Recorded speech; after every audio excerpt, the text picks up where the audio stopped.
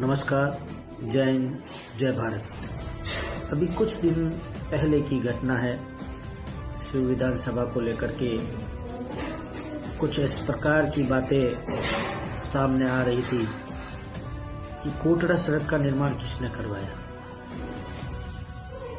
तो मैं एक शब्द कहना चाहता हूं कि जनता सब जानती है। और कुछ उदाहरण देकर के मैं आपके संज्ञान में लाना चाहूंगा कि जैसे कुछ कार्यक्रम ऐसे हुए जिसके अंदर वहां के प्रत्याशी स्वरूप सिंह जी खाड़ा ने आम जन के समक्ष वचन देते हुए ये कहा कि मैं कोटड़ा की सड़क करूंगा।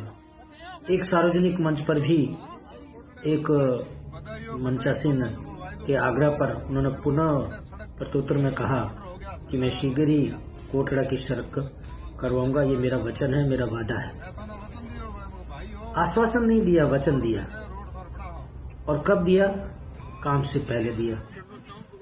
और जब काम हो गया तो वही लोग उनकी वचन को जो बात कही थी लेकर के उनके स्वागत के लिए, अभिनंदन के लिए उनके घर पहुंचे।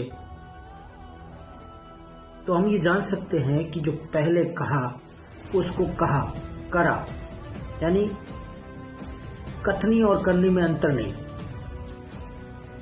जो कहा उसको किया, लोगों ने इस चीज को स्वीकार किया। और हम जानते हैं कि पावर सेंटर के नाम से भी स्वरूप सिंह जी को जाना जाता है। तो ऐसे ही नहीं जाना जाता है, वास्तव में वो जनता के दिलों में राज करते हैं। जनता विश्वास करने लग गई है कि स्वरूप सिंह के माध्यम से ही हमारा काम होगा। और निश्चित रूप से होता है। जब उनकी चौपाल लगती है या जब घर पर लोग मिलने आते हैं तो सैकड़ों की तादाद में आते हैं और इसी आशा और विश्वास के साथ आते हैं कि हमारा काम होगा, निश्चित होगा। और स्वरूप सिंह जी खाड़ा बिल्कुल उनको आश्वस्त करते नहीं है, बिल्कुल उनसे वादा करते हैं। और कुछ काम तो तुरंत उसी समय फोन के माध्यम से करवाते हैं। वे भले ही जीत नहीं पाए, लेकिन लोगों के दिलों को उन्होंने जीत लिया है।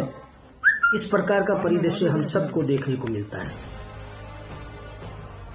तो हम किसी का कहते हैं कि विरोध करने का बात नहीं है, लेकिन लोगों का काम करना, वे कहते हैं लाओ काम लाओ, मैं काम करना चाहता हूं, मुझे आपका मत समर्थन मिला या नहीं मिला वह विषय अलग है, लेकिन अब मुझे भजनलाल सरकार में रहते हुए आप लोगों का काम करना है, मुझे काम बताओ।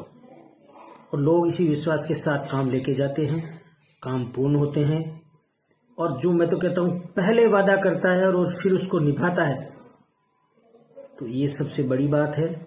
इसलिए मैं कहना चाहूँगा जनता सब जानती है। कैमरामैन सूर्यपाल सिंह चौहान के साथ खीम सिंह चौहान, मरुद्रा न्यूज, बाड़मेर।